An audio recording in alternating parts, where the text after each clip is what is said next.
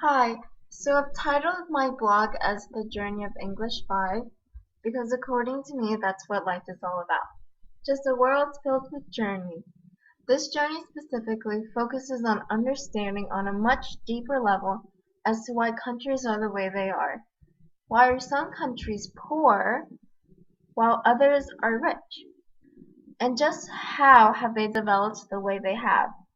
This in turn led me to craft my question: how possible is it for underdeveloped countries to transcend their need for foreign aid and become their own sustainable states given the complex history of why they were dependent in the first place?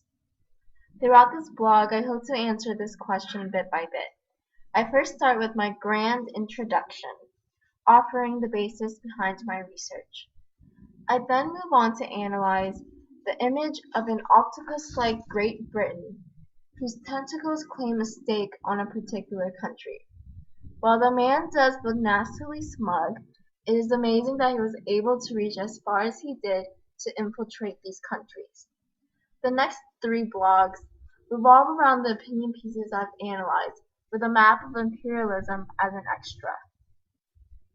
I first analyzed the arguments made by Blanche Lincoln and Mike Huckabee and why U.S. foreign aid still makes sense. To a large extent, I disagree with them as they are only trying to push forward objectives that have already proved detrimental. On the other hand, I largely agree with Brett Stephens in his article to help Haiti end foreign aid, as he makes many convincing arguments. These are maps of imperialism in Africa and Asia in 1914.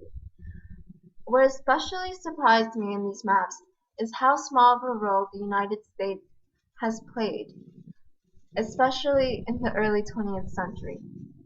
Right here, the United States only owns Philippines. And in Africa, they own none. Lastly, my third opinion piece is by an anonymous blogger who wrote a piece on colonialism's effect on Southeast Asia. It was like reading a textbook and therefore very informational.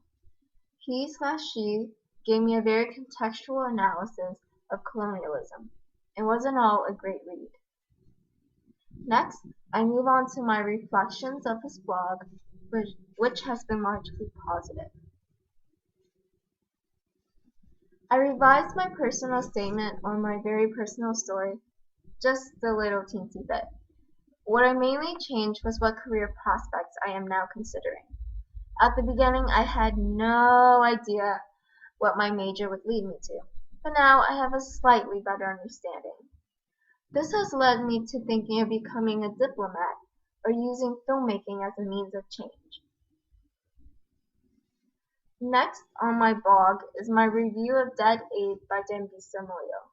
She was very articulate in what she wanted to convey, and that was stopping aid, and understanding what has been the root of the problem that is the current cause of Africa's many problems. Overall, great book. You should check it out, definitely. Next on my list is the TED Talk by Neil Ferguson, in which he outlines the 6 killer apps of prosperity. These apps meaning traits of successful countries and killer as in spectacular. He talks about the origins of Western dominance and how it is slowly crumbling, making way for the great reconvergence. Just what is that? You should watch the video to figure out. Yeah. Next is my interview with Professor Matthew Freeman. He answers the various questions I have around the fields of political science/international relations. Overall, I learned a great deal that has reconfirmed much of my finding around such topics, which gave me a much needed background info along with new concepts I have never learned about. Finally, I ended my blog with an open letter calling for a change that starts with an individual to make our world just a little bit better.